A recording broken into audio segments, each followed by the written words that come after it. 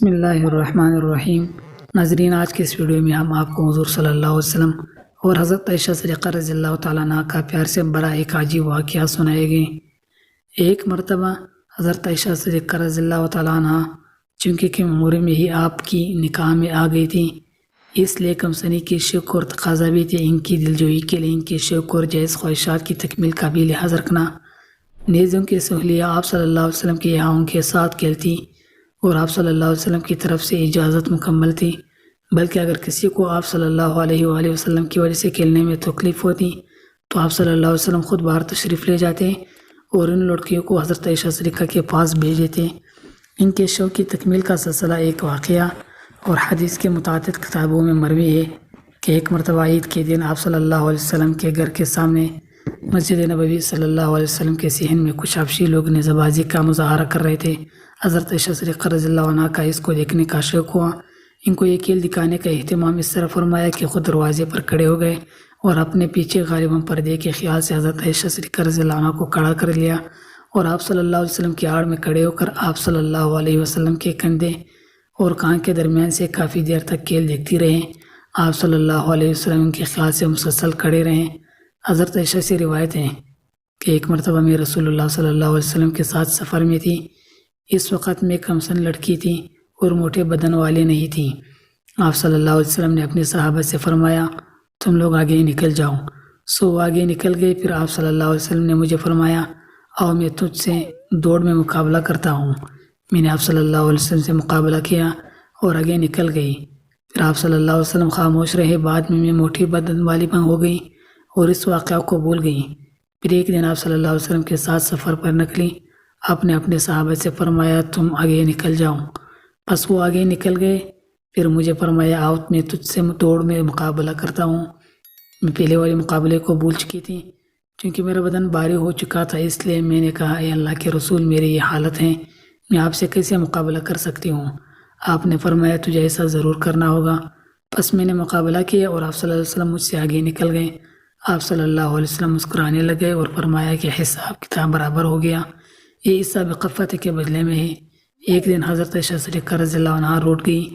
کسی گھریلو اور نجی بات پر شوہر سے اختلاف ہو گیا، جذبات تلخ ہو گئے۔ خدا کے رسول صلی اللہ علیہ وسلم صبر و تحمل سے کام لیتے رہے، لیکن حضرت عائشہ صدیقہ کی آواز ذرا بلند ہو گئی۔ حضور پاک صلی اللہ علیہ وسلم مسکرا کر بات سمجھاتے رہے، لیکن حضرت عائشہ صدیقہ رضی اللہ عنہا اسی طرح زور سے بولتی رہیں۔ اتفاق دیکھیے کہ اسی وقت حضرت عائشہ صدیقہ رضی اللہ عنہ کے والد حضرت ابوبکر صدیق آ گئے۔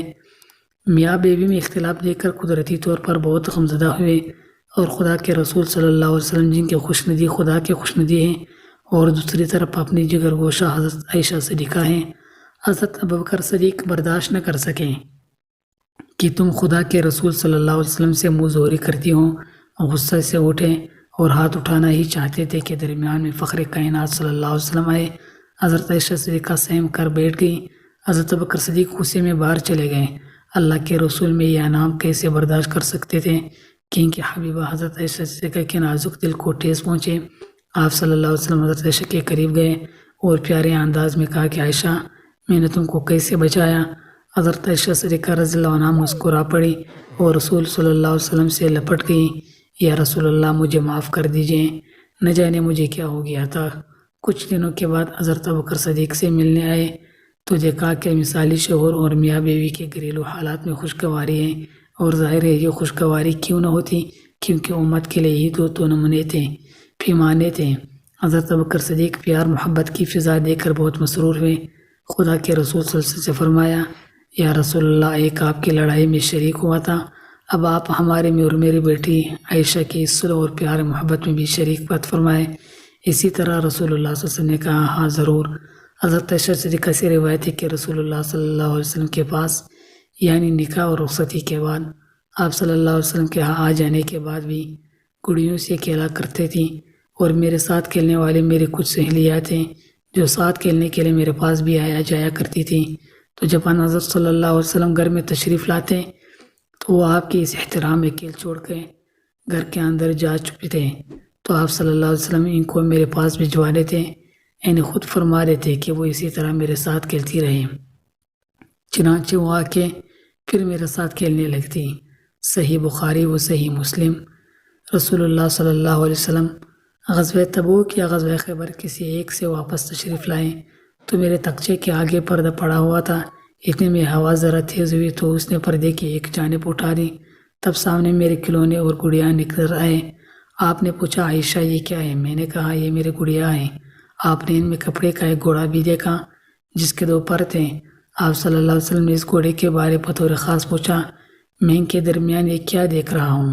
میں نے کہا یہ گھوڑا ہے۔ آپ نے پوچھا اور اس کے اوپر کیا ہے؟ میں نے کہا اس کے 2 پر ہیں۔ آپ نے کہا کیا گھوڑے کے بھی پر ہوتے ہیں؟ میں نے کہا کہ آپ نے سنا نہیں کہ سیدنا سلیمان علیہ السلام کے گھوڑے کے پر تھے؟ سیدہ عائشہ رضی اللہ عنہ خود فرماتے ہیں کہ رسول اللہ صلی اللہ علیہ وسلم بہت سے یہاں تک کہ میں نے آپ صلی اللہ علیہ وسلم کی داڑھی مبارک دیکھیں۔ دوستو اگر آپ کو یہ ویڈیو اچھی لگی تو چینل کو ضرور سبسکرائب کریں، بیل آئیکن کو پریس کریں اور ویڈیو کو لازمی لائک اور شیئر کریں۔ والسلام۔